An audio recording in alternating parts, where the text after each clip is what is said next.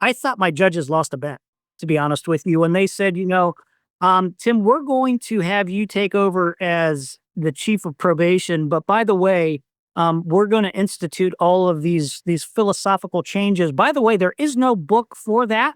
And if you don't do it, we're going to probably defund your department. So that's how at least it was conveyed to us from the state. There was a lot of big players involved with this change. Really, what was driving it was the racial disparity, the fact that what we were doing and how we were handling our youth and families, we didn't have the data to really back it up. And what we actually found out from the University of Cincinnati through Dr. Latessa was that we were really making kids worse. We like to say, we don't know what we don't know. But we really, once we started seeing the numbers and really started diving into the data, you can't unsee it. The next step was once we dove into the data, then how are we going to really implement this change of shifting away from being a law enforcement or an enforcement capacity and a surveillance capacity and a changing behavior by rules and regulations and things of that nature.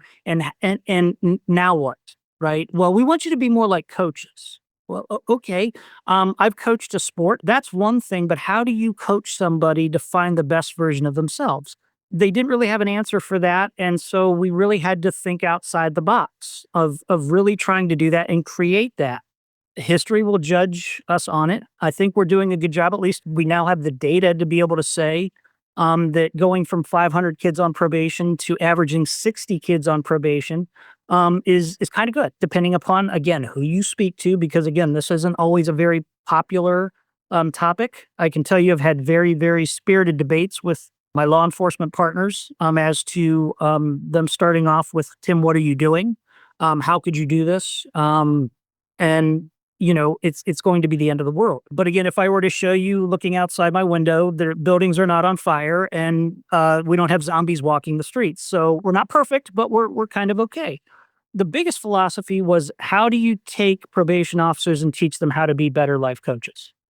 And the best way we were able to find to be able to do that was to look outside the paradigm of a court system and start looking into self-help. So we were able to really dive into the self-help world and start coming up with curriculum that mirrored that, that really helped our kids understand that, yes, we want you to reduce criminal risk, right? We wanted to, again, let the tools of norm-based assessments tell us how to reduce the risk and what areas we needed to reduce the risk.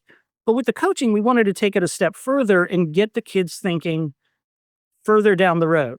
Because if we can think and convince them that they can be more successful and there is more to life out there than just what they see kind of right here in front of their faces, that can't do anything but help.